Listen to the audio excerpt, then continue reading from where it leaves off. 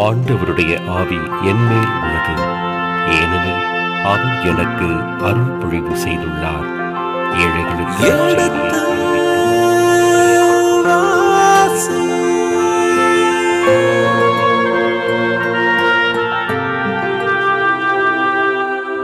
எடுத்து வாசி.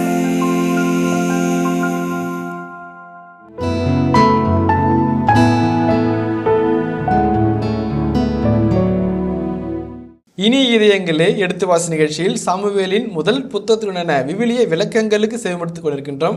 கடந்த பகுதியின் தொடர்ச்சியை இன்று தொடங்குவோம். வாருங்கள் நிகழ்ச்சிகள் செல்வோம். உங்கள் சார்பாக தந்தை அவர்களுக்கு வணக்கம் சொல்லி நிகழ்ச்சியை தொடங்குவோம். வணக்கம் தந்தை அவர்களே.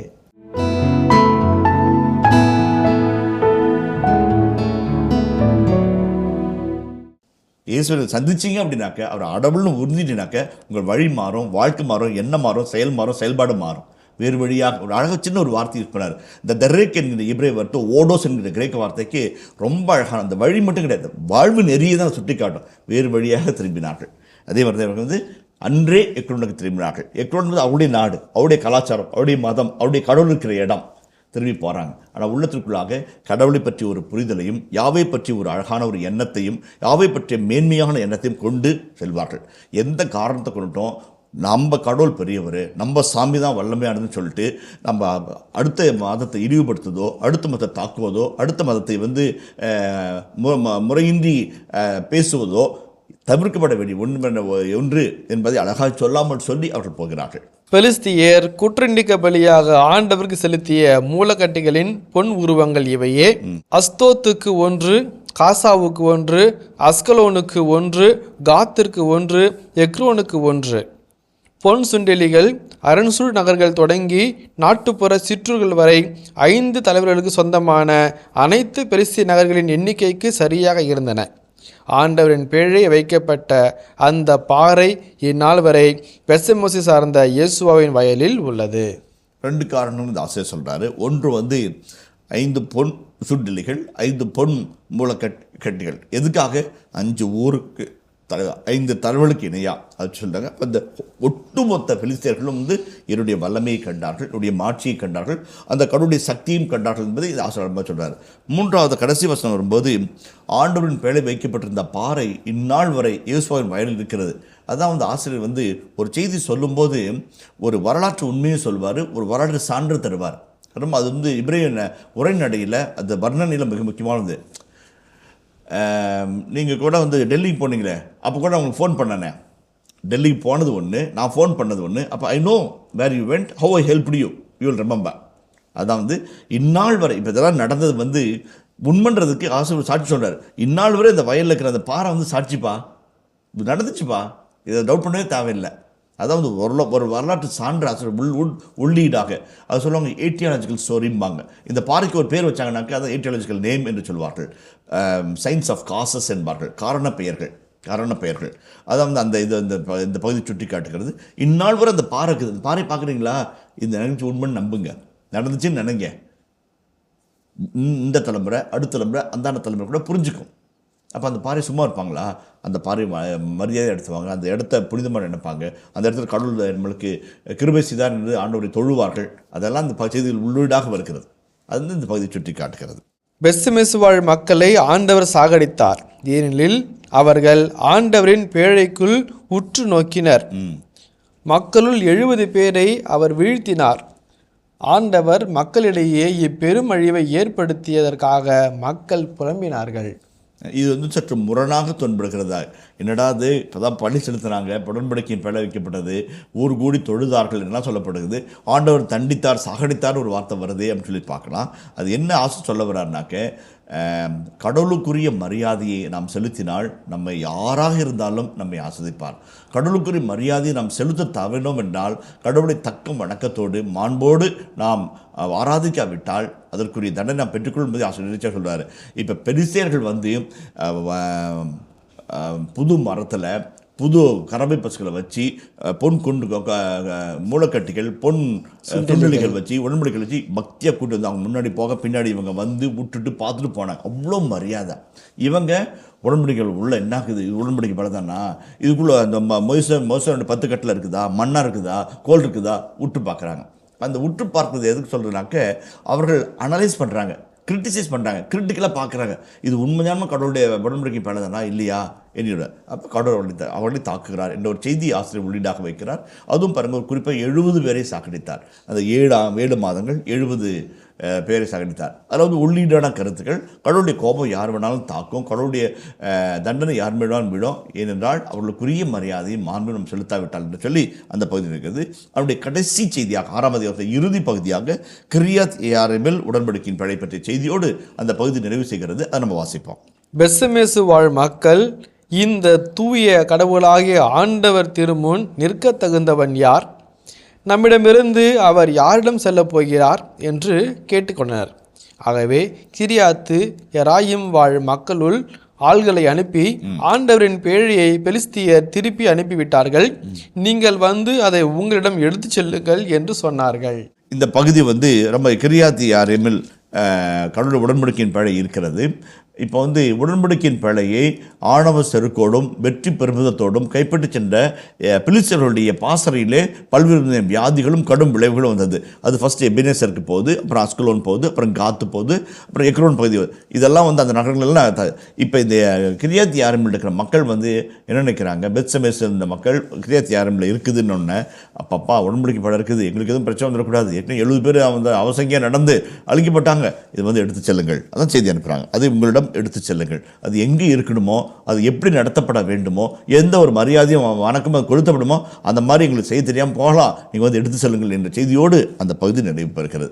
அப்போ 3 அழகான செய்திகளை நம்ம உணர்ந்து கொள்கிறோம். உடன்படிக்கையின் பேழை என்பது கடவுளுடைய பிரசன்னத்தின் அடையாளம்.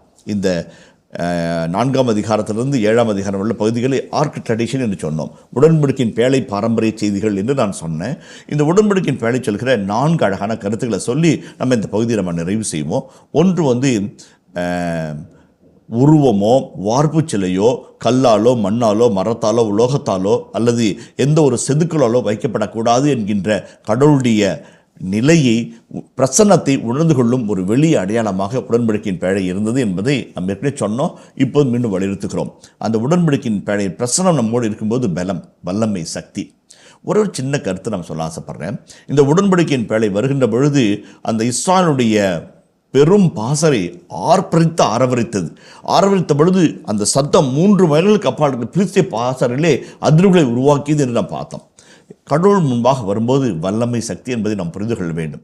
பெங்களூர் உயர் மறை மாவட்டத்திலே ஜோசப் அப்ராம் என்று ஒரு அன்பான ஆன்மீக தந்தை ஒருவர் இருந்தார். சிறந்த மறைவுரையாளர். மக்களை ஆன்மீக வழிக்கிட்டு செல்வதில் அவருக்கு நிகராக இருந்தார். அவருடைய குடும்பத்திலே மொத்தம் 3 குருக்கள் இருக்கிறார்கள். 5 சகோதரர்களில் 3 குருக்களாக இருக்கிறார்கள். அற்புதமான மனிதர்கள். அவர் மறைவுரையில் சொன்ன ஒரு கருத்து இன்னும் மனதிற்குள்ளாக இருக்கிறது. என்ன சொன்னார்னாக்க, பா இந்த தண்ணி இருக்குது இல்லை, அதுக்கு மதிப்பே கிடையாதுப்பா, அதை இந்த கச்சாட்டியில் ஊற்றுறாங்க, ஊற்றிக்கிட்டு இயேசு முன்னாடி வச்சாங்க, அந்த வச்சுட்டு எடுத்துகிட்டு போனாங்க பாருங்கள், சுவையில் ரசமாக மாறிச்சு. அந்த பிரசன்னத்துக்கு அவ்வளோ வல்லமைப்பா அப்படின்னார். திடீர்னு ஆசீர்வாதம் சொன்ன கருத்து மனிதர்களுக்குள்ளாக அகலவில்லை. அந்த பிரசன்னத்திற்குள்ளாக வரும்போது நாம் அவ்வளோ வல்லமையை, அவ்வளவு சுவையை நாம் பெற்றுக்கொள்கிறோம். இந்த உடன்படிக்கையின் பழை முன்பாக பிலிஸ்தீர்களும் சரி, பெத்செமேஸ் மக்களும் சரி, எக்ரோனின் மக்களும் சரி, அல்லது அஸ்தோத்து அல்லது எபனேசர் மக்களும் கண்டுகொண்ட ஒழுமே செய்தி, இந்த பிரசன்னம் வல்லமையான பிரசன்னம். இந்த பிரசன்னம் நம்மை உறுதிப்படுத்துகிற பிரசன்னம். இந்த பிரசன்னம் நம்முடைய உண்மை நிலை உணர்த்துகிற பிரசன்னம் என்பதை அந்த மக்கள் கண்டுகொண்டார்கள். ரொம்ப ரொம்ப முக்கியம். புதிய ஏற்பாட்டில் நம்ம திடீர் கருணை என்பது மிக வல்லமையான கடவுளுடைய பிரசனத்தை நமக்கு சுட்டி காட்டுகிறது. அந்த பிரசனத்திற்குள்ளாக வர வேண்டும். அந்த பிரசனத்தில் ஆணுடைய சமூகத்தில் நம்முடைய நிலையை நாம் உணர்ந்து நம்மை அவருக்கு ஒப்புக் கொடுத்து ஆரம்பிக்கின்ற நாள் வல்லமையின் நாள். உலக புகழ்பெற்ற பேராயர் ஃபுல்டன்ஷைன் என்கின்றவர் மிகச்சிறந்த பேச்சாளர், மிகச்சிறந்த மறையுரையாளர், முதலாக தொலைக்காட்சியில் உரையாற்றி உலக மக்களை ஆண்டவர் பக்கம் கொண்டு வந்த ஒரு மாண்புக்குரிய மனிதர். அவர் சொல்லும்போது சொல்வார், எனது 25-30 ஆண்டுகால ஆயர் பணியிலே எந்த ஒரு முடிவை எடுத்தாலும் அதை நான் திவ்யனுக்கு முன்பாக இருந்தான் எடுத்திருக்கிறேன் என்று சொல்வார். அழகான ஒரு கருத்து. எந்த முடிவு, சின்ன முடிவோ பெரிய முடிவோ, குருக்களை பற்றியதோ, மக்களை பற்றியதோ, திருச்சபை பற்றியதோ, தல திருச்சபை பற்றியதோ, எந்த பிரச்சனையினுடைய முடிவாக இருந்தாலும் அது திவ்யனுக்கு முன்னாடி தான் எடுத்தேன். ஒருபோதும் நான் தோற்றது கிடையாது, ஒருபோதும் தவறியது கிடையாது என்று அழகாய் அடிக்கொண்டு சொல்வார். அதே பேராயர் அழகாய் இன்னொரு இடத்துல சொல்வார், எனது 32 ஆண்டுகால ஆயர் பணியிலோ குருத்துவ பணியிலோ ஒரு நாளும் 1 மணி நேரம் திவ்யனுக்கு முன்பாக செலவிடுவதை நான் தவிர்த்ததே கிடையாது. என் பயண நேரங்களை தவிர எல்லா சமயங்களிலும் அந்த 1 மணி நேரத்தை ஆண்டவருக்குள்ளே ஒப்புக் கொடுப்பேன் என்று சொல்வார். அவர் சொல்லுகிற அழகான வசனம், hour of prayer is hour of power என்று சொல்வார். ரொம்ப ரொம்ப முக்கியம். இந்த உடன்படிக்கையின் வேலை நமக்கு சொல்லுகிற அழகான செய்தியை, we need to come to the presence of God. கடவுளுடைய பிரசனத்துக்கு வரணும். நம்ம பல்ல விளக்குறோமோ இல்லையோ மொபைலை தடவிட்டு இருப்போம் இல்லைங்களா? ஏகப்பட்ட தடவை மொபைலு, ஃபேஸ்புக்கு, இன்ஸ்டாகிராமு, வாட்ஸ்அப்பு தப்பு கிடையாது. கடவுளுக்குரியதே கடவுளுக்கும், சிசாருக்குரியதே சிசாருக்கு கொடுக்க நம்ம கடமைப்பட்டிருக்கிறோம். நீங்கள் சிசாருக்கு கொட்டி கொட்டி கொடுத்து கடவுளுக்கு ஓரவஞ்சனைப்படுத்தினாக்க நம்முடைய பாத்திரங்கள் வறண்டு போகும், நம்முடைய தட்டைப்பைகள் ஓட்டையாக போகும், போட்டு வைக்கிற பொருளெல்லாம் காணாமல் போகும். நம்ம உண்போம், பசி அடங்காது, குடிப்போம், தாகம் அடங்காது. மலாக்கி புத்தகத்தில் சொல்லப்பட்டிருக்கிறது. இறைவாக்கினர்கள் அழகாக சொல்கிறாங்க, பிரசனத்திற்குள்ளாக வர வேண்டும். இன்றைக்கு பல சமயங்கள் எதுக்கு நம்ம கோயிலுக்கு வரணும், எதுக்கு பூசைக்கு வரணும் என்று சொல்கிற மனிதர்களுக்கு இந்த இறைவனுடைய உடன்படிக்கையின் பிழை அழகான பாடத்தை சுட்டி காட்டுகிறது. உங்கள்கிட்ட மொபைல் இருக்குங்களா? எவ்வளோ ஆகுது? 4 வருஷம் ஆச்சுங்க சாமி வாங்கி. 30,000 ரூபாய் இருக்கும் சாமி. உங்கள் மொபைல் 5,000 இருக்கட்டும், 10,000 இருக்கட்டும், 20,000 இருக்கட்டும், அல்லது ஒரு சில 1.5 லட்சத்துக்கு மொபைல் வச்சுக்கிறாங்க. 1.5 லட்சத்துக்கு மொபைல் வச்சுக்கிறாங்க, ஸ்டேட்டஸாக வச்சுக்கிறாங்க. சார்ஜ் இல்லைன்னா ஒன்றும் பிரயோஜனம் இல்லை சார். 1.5 லட்சம் மொபைல் சார்ஜ் இல்லைன்னா யூஸ்லெஸ். நம்முடைய வாழ்க்கையும் அப்படி தான். ஜெப அனுபவம் இல்லை என்றால் சார்ஜ் இல்லாத செல்ஃபோன் போல நம்ம ஆகிவிடுவோம். முக்கியம், நம்முடைய பிரசன்னத்திற்குள்ளாக வர வேண்டும். இந்த உடன்படிக்கையின் பலன்பாக வந்தவர்கள் தாங்கள் யார் என்று கண்டார்கள், அவர் யார் என்று உணர்ந்து கொண்டார்கள். வாழ்வு வளமானது, பாதை மாறியது, சிந்தனை மாறியது. அதான் ரொம்ப ரொம்ப அழகான செய்தி. உடன்படிக்கையின் பிரசன்னத்திற்குள்ளாக நாம் வர வேண்டும். திவ்யனுக்கு முன்பாக வந்து அமர வேண்டும்.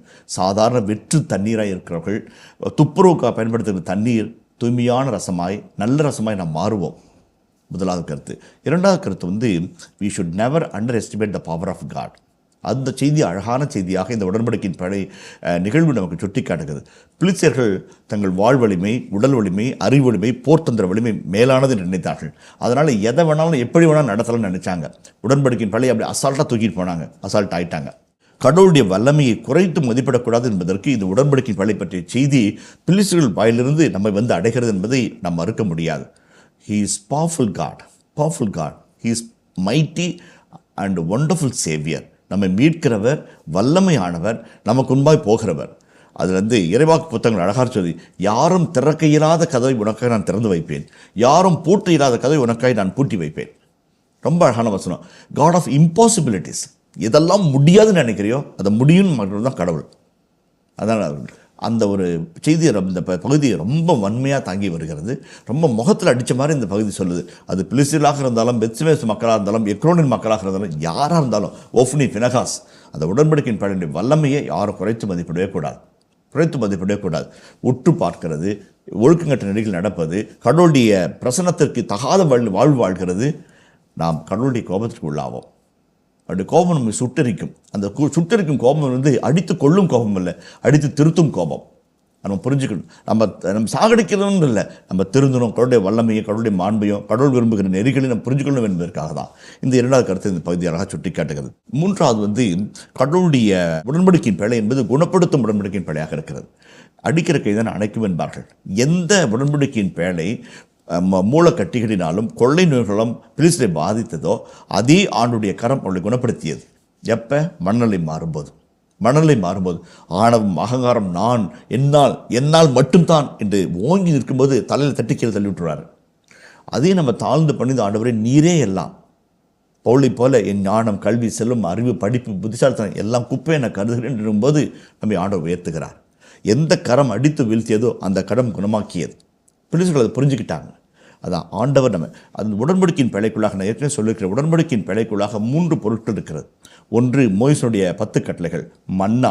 மூன்றாவது மீட்பு திட்டத்தில் பயன்படுத்தப்பட்ட கோல். இந்த மூன்றும் நம்ம வெறும் பொருளாக பார்க்கக்கூடாது. எபிரேய இறையியலில் பார்க்கும்போது அதில் ஆழ்ந்த அடையாளம் இருக்குது.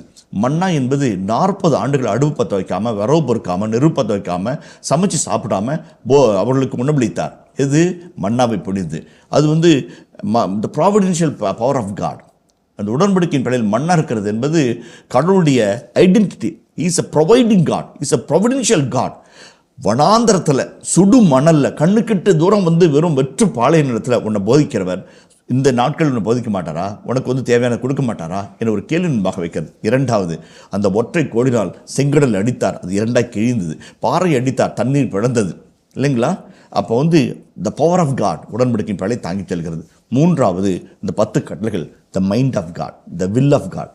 நான் உன்னை பாதுகாக்கிறேன், நான் உன்னை வந்து வழி நடத்துகிறேன், நான் உன்னுடைய வல்லமை வெளிப்படுத்துகிறேன், நீ இப்படி நடக்கணும். The mind of God, the power of God, the providence of God, மூன்றையும் உள்ளடக்கிய அந்த பகுதி உடன்படிக்கையின் பேழ. இதை நம்ம புரிஞ்சுக்கிட்டோம் அப்படின்னம்னாக்க will never be worried about. அந்த அம்மா அந்த கான்வெண்ட்டை விட்டு வெளியே வரும்போது ஒரு பிளாஸ்டிக் பக்கெட்டு, ஒரு ட்ரங்க் பாக்ஸு, ஒரு 5 ரூபா டிராக்டர் பொம்மை போட்ட நோட்டு, 2 காட்டன் புடவை, ஒரு சிலுவை, ஒரு ஜபமாலை, இது வெளியே வந்துருச்சு. கான்வெண்ட்டு புரண்டு வந்துருச்சு. இன்றைக்கு 157 நாடுகளில் கிட்டத்தட்ட 10,000க்கும் மேற்பட்ட சகோதரிகளும் குருக்களும் அந்த சபையில் பணிபுரிந்து கொண்டிருக்கிறார்கள். அன்னை தெரேசா எதை வச்சு அவங்க வந்தாங்க? பணத்தையா? கட்டுக்கட்டாக வச்ச பற்றியா? பேங்க் பேலன்ஸ் வச்சா? ஃபிக்ஸட் டெபாசிட் வச்சா? வாங்கி போட்ட பிளாட்டை பற்றியா? அல்லது கட்டி வச்ச ஸ்கூலை பற்றியா? ஆண்டவரை நம்பி வந்தாங்க. ஒன்றுக்கும் குறைபடவில்லை. அவர் கொடுப்பார்.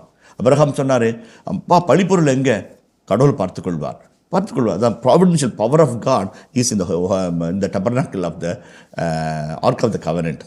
இன்றைக்கு நம்ம அதான் புரிஞ்சுக்கணும். திவ்யரக்கன்பாக வரும்போது அந்த இடத்திலே கடவுளுடைய வல்லமையை பார்ப்போம், கடவுளுடைய பிரசன்னத்தை பார்ப்போம், கடவுளுடைய மாட்சியை பார்ப்போம், கடவுளுடைய பாதுகாப்பையும் கடவுளுடைய பராமரிப்பையும் பார்ப்போம்.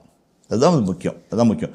இந்த ஒரு புரிதல் நம்ம இந்த பகுதி நமக்கு வாழ்க்கைக்கு தந்துச்சு அப்படின்னாக்க இந்த பகுதியை படித்தனுடைய பயனை நாம் அடைந்ததாக நம்ம உணரலாம்.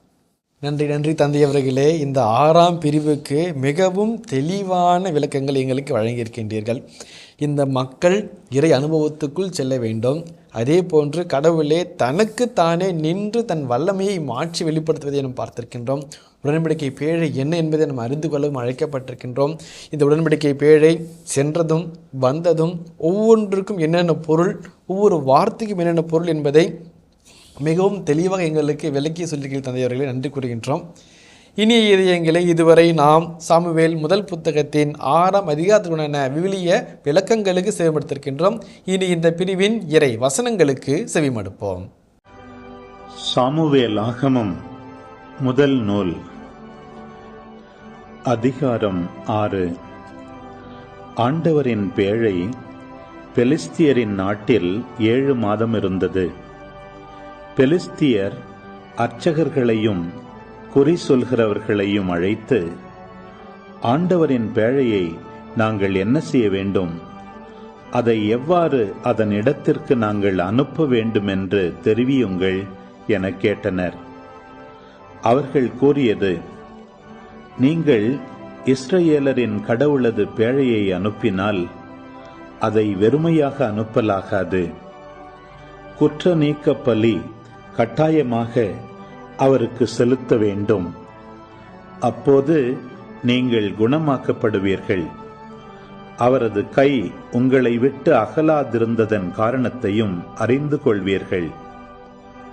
அதற்கு அவர்கள், நாங்கள் அவருக்கு செலுத்த வேண்டிய குற்ற நீக்க பலி யாது என்று கேட்க, அவர்கள் கூறியது, பெலிஸ்திய தலைவர்களின் எண்ணிக்கைக்கு ஏற்ப 5 பொன் மூலக்கட்டிகளின் உருவங்களும் 5 பொன் சுண்டலிகளும் மட்டுமே.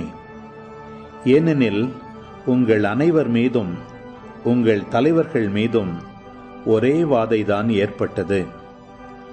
ஆகவே உங்கள் மூலக்கட்டிகளின் உருவங்களையும் நிலத்தை பாழ்படுத்தும் சுண்டலிகளின் உருவங்களையும் செய்து இஸ்ரவேலரின் கடவுளை புகழுங்கள். அப்போது ஒருவேளை உங்களிடமிருந்தும் உங்கள் தெய்வங்களிடமிருந்தும் உங்கள் நாட்டினின்றும் அவரது கை விலகும்.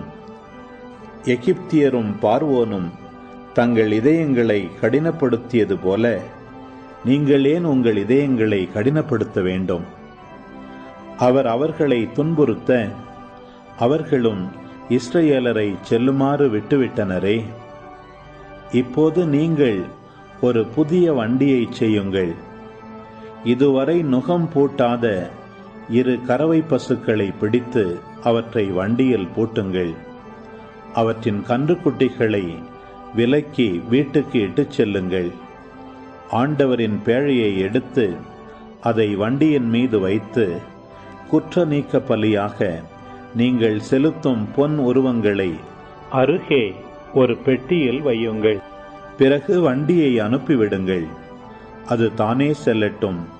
பின் கவனியுங்கள், அது தன் நாட்டு எல்லைக்கு செல்லும் வழியாக பெத்சமேசுக்கு சென்றால் இப்பெரிய தீங்கை நமக்கு இழைத்தவர் அவரே என்று அறியலாம்.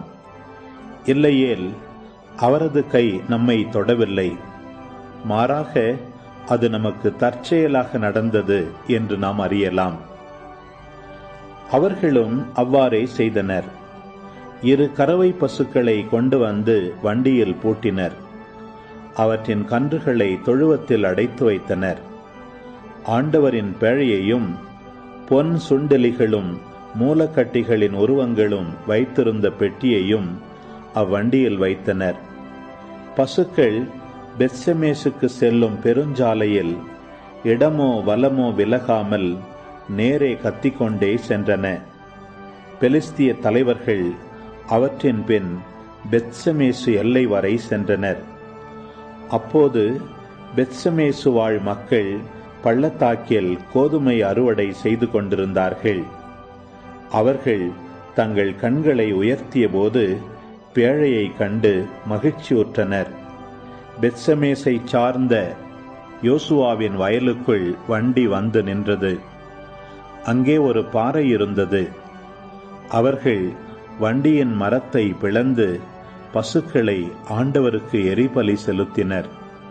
லேவியர் ஆண்டவரின் பேழையையும் அதன் அருகிலிருந்த பொன் உருவங்களை கொண்டிருந்த பெட்டியையும் இறக்கி பாறையின் மீது வைத்தனர். பெத்சமேசின் மக்கள் அன்றைய தினம் எரிபலிகளையும் வேறு பலிகளையும் ஆண்டவருக்கு செலுத்தினர். பெலிஸ்தியரின் 5 தலைவர்களும் இதை கண்டபின் அன்றே எக்ரோனுக்கு திரும்பினர். பெலிஸ்தியர் குற்ற நீக்க பலியாக ஆண்டவருக்கு செலுத்திய மூலக்கட்டிகளின் பொன் உருவங்கள் இவையே: அஸ்தோதுக்கு 1, காசாவுக்கு 1, அஸ்கலோனுக்கு 1, மாத்திற்கு 1, எக்ரோனுக்கு 1. பொன் சுண்டலிகள் அரண்சூழ் நகர்கள் தொடங்கி நாட்டுப்புற சிற்றூர்கள் வரை 5 தலைவர்களுக்கு சொந்தமான அனைத்து பெலிஸ்திய நகர்களின் எண்ணிக்கைக்கு சரியாக இருந்தன. ஆண்டவரின் பேழை வைக்கப்பட்ட அந்த பாறை இந்நாள் வரை பெத்சமேசை சார்ந்த யோசுவாவின் வயலில் உள்ளது. பெத்சமேசு வாழ் மக்களை ஆண்டவர் சாகடித்தார். ஏனெனில் அவர்கள் ஆண்டவரின் பேழைக்குள் உற்று நோக்கினர். மக்களுள் 70 பேரை அவர் வீழ்த்தினார். ஆண்டவர் மக்களிடையே இம்மாபெரும் அழிவை ஏற்படுத்தியதற்காக மக்கள் புலம்பினார்கள். பெத்சமேசு வாழ் மக்கள், இந்த தூய கடவுளாகிய ஆண்டவர் திருமுன் நிற்க தகுந்தவன் யார்? நம்மிடமிருந்து அவர் யாரிடம் செல்லப்போகிறார் என்று கேட்டுக்கொண்டனர்.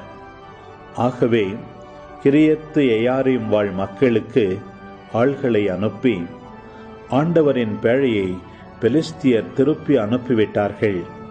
நீங்கள் வந்து அதை உங்களிடம் எடுத்துச் செல்லுங்கள் என்று சொன்னார்கள். இதன் தொடர்ச்சியை மீண்டும் அடுத்த பகுதியில் பார்ப்போம். அதுவரை இணைந்திருங்கள். இயேசுவுக்கே புகழ், இயேசுவுக்கே நன்றி, மரியே வாழ்க. பழைய ஏற்பாட்டிலே 1-2 இடங்களில் இடம்பெற்றிருக்கிறதை நம்ம பார்க்கிறோம். பால் வில்லே என்று பிரெஞ்சு மொழியிலே சொல்வார்கள். பாகாலுடைய உறைவிடம் என்று இந்த பகுதியை சொல்வார்கள். இப்பொழுது அந்த இடம் ஆண்டவரின் உறைவிடமாக மாறுகிறது. யாவே இறைவன் ஒருவரே, அவர் மட்டுமே நமக்கு போதும் என்ற செய்தியை அழுத்தம் திருத்தமாய் அவர் சொல்லுகிறார். ஒன் காட், ஒன்லி காட் என்ற அழகான செய்தியை அவர் சொல்லுகிறார். அதில் நீங்கள் முழு உள்ளத்தோடு ஆண்டிடம் திரும்பினால் வேற்று தெய்வங்களையும் அஸ்தரோத்தையும் உங்களிடமிருந்து அகற்றிவிடுங்கள்.